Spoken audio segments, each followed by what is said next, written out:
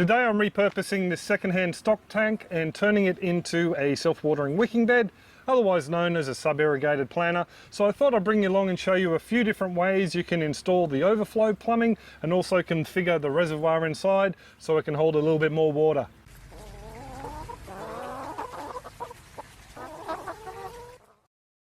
So this is the 500 litre stock tank that I'll be working with today.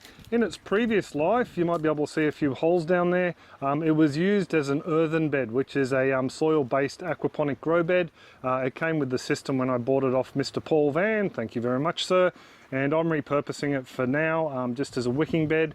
And I've had to modify those holes a bit, plug one up and whatnot, but I'll run through that in a minute. These stock tanks, you can find them online secondhand on sites like Craigslist and Gumtree, and I think even eBay, I was told people list them on. You can also buy them brand new or secondhand from rural supply stores, and another way you can get them is from drum and tank recycling centres. We've got one here in southeast Queensland. I haven't dealt with myself, but I've been told by a few people they are very reasonably priced. Tanks like this just look a little bit different than the old, the metal cage IBCs. So they may be something you might want to consider if you want a bit of a more formal look. Dave from Veneto Gardens on Facebook, g'day Dave, he's also a patron, thanks mate. He's made up some wicking beds for his father out of some tin troughs. So you're only limited to your imagination and what's available for you in your area. Just to show you as well, we also make a lot of wicking beds out of these little barrels, 200 litre barrels we chop in half. That's actually one of the gingers that will be going into this once it's finished. So this bed here, as you can see, is in a very shady position. It's underneath our mango tree here. Now that's what I'm pretty much all after, because the ginger, I'm planting 4 different types by the way, do like a sheltered environment. So that's why this one's being set up in the shade. And there's going to be another one made from a similar tank set up here where this pile of compost is at the moment. So I just thought I'd give you an explanation as to why it's in full shade. Other beds we have down the back here with different gingers, they're in full sun, but I'll do another clip on the different gingers we grow and how we plant them out. So this tank here is already in situ. I've had to level out the soil because we are on a little bit of a slope here. As I said before, it's got a couple of holes in there. As it was set up as an earthen bed, there was one line with water coming into a reservoir and one line with water going out. So what I've had to do is down the bottom there, I've just popped in a little bit of pipe with an end cap on it through a uni seal, and that's just plugging up that bottom hole. And I'll be turning that top hole there into the drain overflow, basically so this bed here doesn't become a swampy quagmire if we get a lot of rain. Now when it comes to setting up the little overflows in a stock tank situation like this, there's a couple of different ways you can go about it. Now if you've got a brand new tank and there's no holes in it like this one here, there's a couple of very cheap methods you can use to create an overflow. I've already gone through them with my IBC wicking bed clips, but basically what we've got here is a 25mm or 1-inch barbed irrigation fitting, and around the other end I've pretty much just got a little bit of shade cloth like this little piece here, and folded it over, wrapped it around, tied it on with a zip tie, and that creates a bit of a screen. Serves 2 purposes: stops any of the sand or the soil inside the wicking bed going through here and then emptying out, and it also stops mosquitoes getting in and laying their larvae within the reservoir of the tank. Now to get this to go into the tank, you can buy these little top hat grommets. These guys are fairly cheap. We find them a lot at hydroponic stores, and you can find them online and places like that, and they fit these barb fittings beautifully. So what we normally do is we drill a hole through, we pop it through from the inside and then push the barb fitting through, and that becomes our overflow. So I won't run through that today, but you can check it out on that other clip up there if you're interested in this. Very cheap. I think all up you're looking at around about $3, maybe $4 at the most. It does help if you've got some fly screen or shade cloth laying around to create a bit of a screen. So if you bought a tank and it's got a decent sized hole in it, or you'd like a little bit extra drainage in your wicking bed, you can use these bulkhead fittings. They're also called tank adapters in a few different places. They're basically a threaded tail with a threaded female fitting at the front and a lock nut. What you do is you just put, if we can unscrew it, the section with the tail from the end through the front with a rubber washer on it, and then you do up the nut at the back. Obviously you get some pliers in there and make sure it's nice and tight. So then on the back side, pretty much all like the barb fittings, you put a little bit of fly screen or some shade cloth around there, and then you can zip tie it on, and that'll stop any mosquitoes getting in there to lay their larvae, and also too, it'll prevent any material from inside the bed washing out as it overflows. Another little adaptation that folks like to put on wicking beds is something to regulate the water in the bed itself to take advantage of storm events if you live in an area that doesn't get a lot of rain. With a bulkhead fitting like this, it's very easy. What you can do is get these little threaded barb fittings. This one I've just got from the local hardware store. This one happens to be a 25mm into a 20 barb fitting, or a 1" into a 3/4 barb fitting. I think it's actually about 18mm, but anyway, that just screws in there like that. Of course, you'd use Teflon tape to make it nice and watertight. And then what you can do is you can make up a little bit of an elbow arrangement out of the irrigation pipe, just using a little barb elbow, and you can push that on to the fitting there, and that is pretty much all watertight because you're not really working with huge water pressure here. The beauty of a little adaptation like this is you can turn this section here, and this will raise the overflow point for the bed itself. So while it's down low like this, you've only got as much water as the reservoir would normally carry. But if you've got a one-off rain event and you want to store that water in the bed, you can twist this up. It'll actually increase the water holding capacity of the bed up until the point where this hole is in the pipe. So you can actually store a little bit of extra water for those one-off rain events if you're in a dry region. So whenever the rain event's over and you've got a week worth of monsoonal rain coming, you can just twist this down again, and then you're down to your normal reservoir level. It's a little adaptation that I'll be using here. Now, I'm not using these bulkhead fittings, so we'll just take this little one out. Now, this tank was drilled to take these bulkhead fittings, but I've decided to use uni seals because these guys can be quite expensive depending on where you live. And these uni seals, I mean, these guys here are just over $4 each, and it's a one-off, and then I can push through some cheap 25mm PVC pipe. So the uni seals did need to have a slightly larger hole, so I had to drill this one out. Now I've already got a clip on in regards to more so aquaponics on how you can enlarge these holes, so you can check that out if you're interested.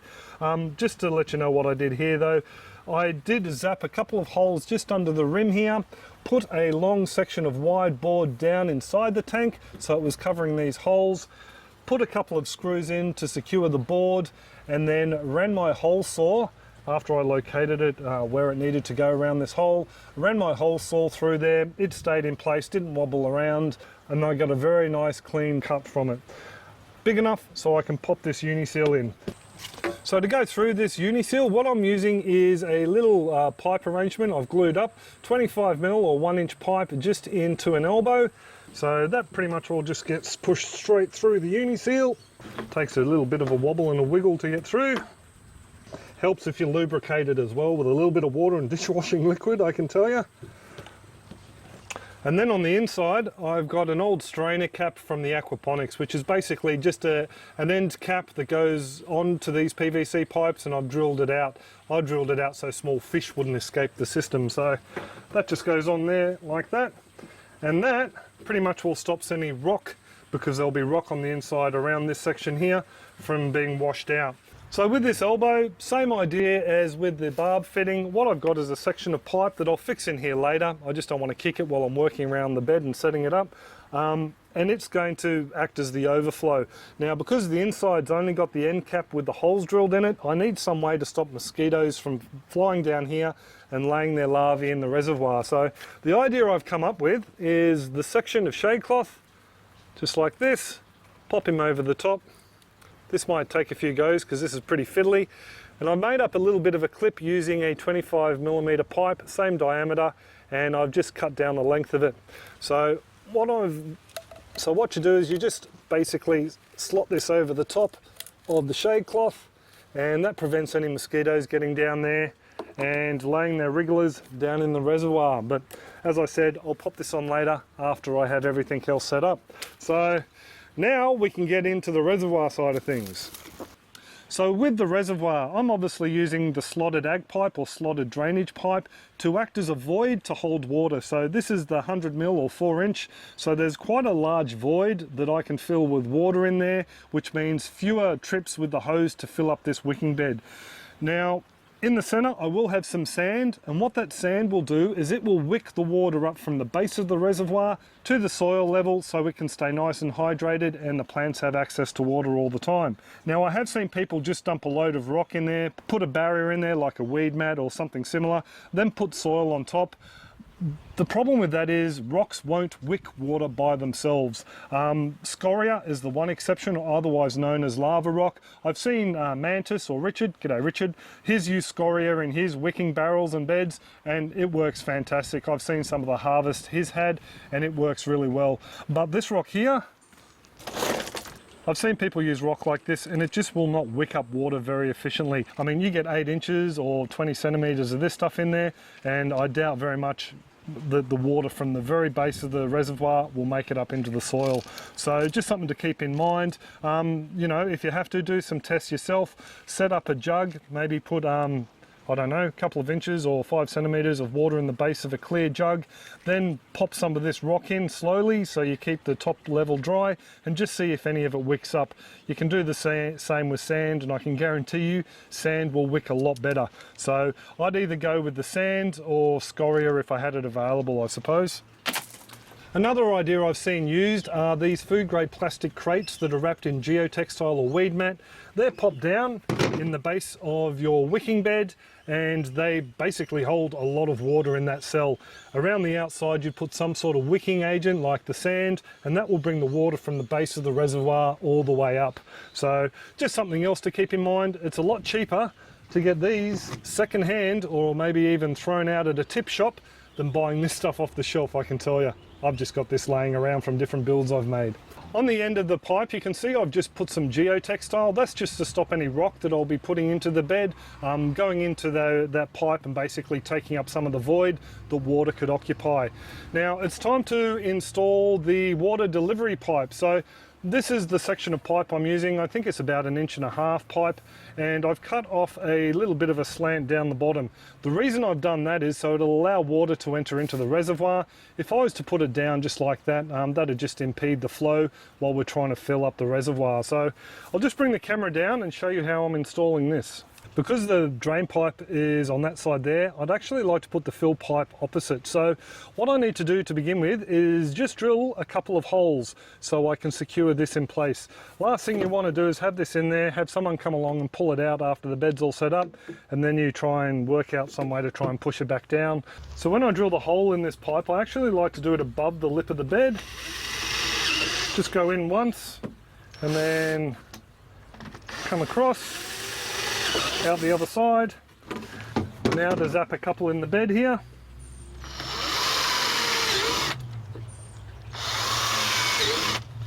And pick up my rubbish. So the zip tie goes through the holes in the pipe, through the hole in the tank, back through the other hole in the tank, and just zip her off. So these holes being a little bit higher than the edge of the bed just means that when I've done up the zip tie, it keeps them nice and firmly in place. If I did the holes down lower, it means there's a little bit of lift on the pipe. So there you go, that's pretty much all sorted. So the next part of the build is to work out the sand core. Now, the sand obviously has to sit on something to stop it from running out into the rocks that are going in there and filling up the voids, and also because they're a very fine grain, from going down into the slotted ag pipe and filling up that void in there as well. So I'm just using this woven weed mat, and then the sand can go in to form the wick. So there we have the beginning of the sand wick. So next thing to do is to add rock up to the level of this drainage port here around the outside.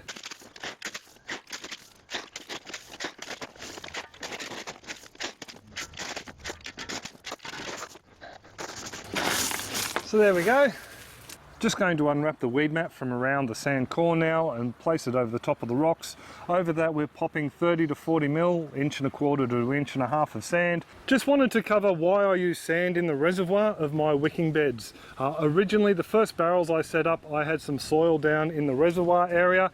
We had a long protracted period of rain. The soil down there went anaerobic and we could smell it from the house. Our neighbours even pointed out that there was a manky smell coming from the backyard. So from there, we pretty much all have decided to use a lot of sand in our reservoir. Not so much to hold the water, but to act as a wick to bring it up to the soil level. The originator of wicking beds, Mr. Colin Austin, fantastic bloke, awesome website. He likes to use organic matter in the base, primarily the soil that he's using in the beds. The reason for this is he likes to run them so the beds are full of water, and then they slowly dry out. Once the base dries out again, then he adds more water. I've just found that this method works really well for me.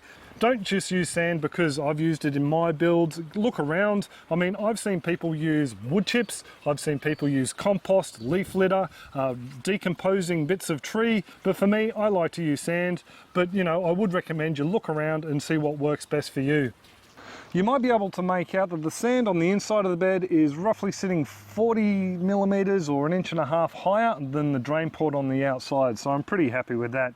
This reservoir as well has a total depth of roughly 20 centimeters or 8 inches. Now remember that water will only wick roughly 20 to 30 centimeters, 8 to 12 inches, depending on the amount of organic matter that's in the bed to help it move up through.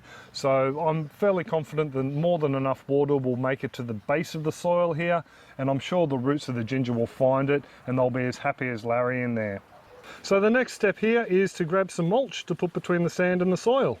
So I'm adding in roughly around about 10 centimeters or 4 inches of the sugarcane mulch. You can also use lucerne mulch and other mulches as well. Now, the reason I add it down there, it acts as an organic blanket over the top of the sand. So when water is wicked up through the sand, it soaks up into the organic matter that is the mulch, and from there it can pass through into the soil. Not only that, by mistake, well, actually when I've moved wicking beds, I've noticed that there are a load of young worms, adult worms, and also cocoons living in this damp, moist mulch layer between the soil and the sand. After seeing that, I was pretty sold on using this idea, just if only for that reason. It creates a habitat for the compost worms to pretty much all lay their cocoons and multiply. Now the next thing to do is to screen some of this compost below the camera and also collect some soil from the garden beds over there to fill her up. In went a barrow of soil first, and that was smoothed out over the top of the sugarcane, and then I screened roughly around about 1/2 to 3/4 of a barrow load worth of the compost over the top. I'm just screening the compost to make sure that there's no beetle larvae in there. Definitely don't want them chewing on the roots of the ginger. Over the top of that was another barrow load worth of soil from the garden bed, and then Kira came down and helped me screen roughly 3/4 to a barrow load's worth of compost over the top, and that was made all nice and level. Just to show you some of the compost worms we're finding in there, loads of these big fellas. So into this bed I'm popping in some chicken-based organic fertilizer pellets. They'll be dug through with the compost and the soil that's already in there.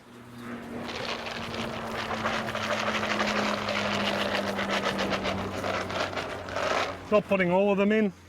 I am putting in all this kelp though, just to help add some trace elements that may be missing from our compost. And now Kira and I are just going to turn this in, just to mix the compost through with the soil. I think that's pretty much all it. Thank you, Koo. Just going to pop this last barrow of dirt in, because I think we could top it up a little bit more. So I'm also trying something new for the first time. I've added in a little bit of perlite that was left over from the root pouch mix I've been making up. So hopefully that'll keep the soil blend nice and loose and it won't get too compacted in there. So now it's just time to fill it up. So we're just popping on some sugarcane mulch now, probably just to the top edge of the bed. And after a while it'll settle down. There we go, we'll call it quits there, hey? So before the reservoir is full, I better install my little standpipe here. So thank you, assistant. What I'm doing is just wrapping some Teflon tape just around this pipe here. And what that will do is create a watertight seal around the pipe fitting coming through the bed. So just probably 4 or 5 wraps, break her off, and we're just going to put it in there nice and firmly. I find screwing it in helps. And I've already drilled this one out. Actually, we'll bring the camera down a bit closer. So this fitting's been used in the aquaponics before, and what I like to do is just put a little small hole through there. And if my assistant can give me the bits, I'm just going to pop through this 316 stainless steel screw. The reason the hole is so small is it'll give this something to bite into and become watertight. Just pop him through. And also too, the reason I use a 316 stainless steel is because it won't corrode. Now, all we need to do is just turn this whole piece down with the water. Oh, as you can see, I just turned it down, and as you can see, the bed's already full. So can you turn the tap off, please, Kira? So that's a handy little demonstration on how this little gizmo works. I'm pretty happy with the way it's turned out. There's no leaks down the bottom here. I got water running down from the top, but there's no leaks down around that mark there. So I'm pretty much just going to set this roughly there, and maybe a little bit higher. And there we go. The bed's all done and finished. So I'm really happy with the way this little jobby went together. They're a very basic little build, and I hope those ideas with the different reservoirs and the plumbing, the drains, help you out. You know, you don't have to build it exactly the same as this. Have a look online for wicking beds or sub-irrigated planters, and you'll get a few different ideas that may be useful for you in your situation. As to what will be planted out in these beds, I'm looking at popping in some of the ginger. I've got a couple of pieces we saved from our last harvest, and I've also bought some different pieces that I've seen shooting at a greengrocer's just to try you know, different genetics and see how they go. I've also got 3 other varieties of ginger that I want to plant in here, but I thought I'd save them for a clip all by themselves just so I can talk about the different varieties, and I might show you the galangal and the turmeric as well, so we'll save that for another time. So if you want to see more backyard farming and aquaponic videos land in your email inbox, you can click on that little button down there and you'll get a notification whenever we post one on the backyard farm or aquaponics to YouTube, and you can come along and say good day in the comment section down below. I'll also have a little button up there that you can click on to see other self-watering wicking bed builds that we've done around the place here. Might give you a few useful ideas as well. I do hope you're all well and happy, and I will catch you next clip. And thank you, Kira, for the help. It's okay. Cheers all. Have a great one.